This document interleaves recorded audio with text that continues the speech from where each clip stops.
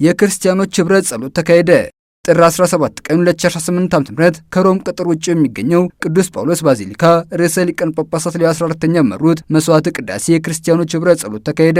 ቅዱስነታቸው ክርስቲያኖች ለአንድነት ያላቸውን ቁርጠኝነት እንዲያድሱ የክርስቲያኖች ኅብረት ዓመታዊ ጥሪ መሆኑን በመመላከት በመካከላችን ያለው ልዩነት የክርስቶስን ብርሃን ከማንጸባረቅ ባያግደውም ዓለምን ማብራት ያለበትን ፊት ያደበዝዘዋል ሲሉ ተናግረዋል። ርዕሰ ሊቃነ ጳጳሳቱ በኤፌሶን መልእክት ምዕራፍ 4 ከቁጥር 4 እስከ 6 በተሰጠው ጭብጥ ላይ በማሰላሰል አንድነን አስቀድመንም አንድነን እንወቀው፣ እንለማመደው፣ እንግለጠው ሲሉ መልእክታቸውን አስተላልፈዋል። ቅዱስነታቸው የኒቂያ ጉባኤ 1700ኛ ዓመት ክብረ በዓል ላይ ወደ ቱርክ ያደረጉትን ጉብኝት በማስታወስ የኒቂያ የሃይማኖት መግለጫ አንድ ላይ በማንበብ የሰጡትን ምስክርነት በክርስቶስ ውስጥ ላለን አንድነት ውድና የማይረሳ ምስክርነት ሲሉ ገልጸውታል። ርዕሰ ሊቃነ ጳጳሳት ሌዮ 14ኛ በክርስቲያኖች ኅብረት ጸሎት የተገኙት ልዑካንና የአርመንያ ቤተ ክርስቲያናትም የዘንድሮን የጸሎት ሳምንት ስላዘጋጁት ምስጋናቸውን አቅርበዋል። የክርስቲያኖች ኅብረት ጸሎት በአዲስ አበባ በኢትዮጵያ መጽሐፍ ቅዱስ ማህበር አዘጋጅነት የበርካታ ክርስትና ቤተ እምነቶች በመገኘት ጥር 16 ቀን 2018 ዓ.ም መካሄዱ ይታወሳል።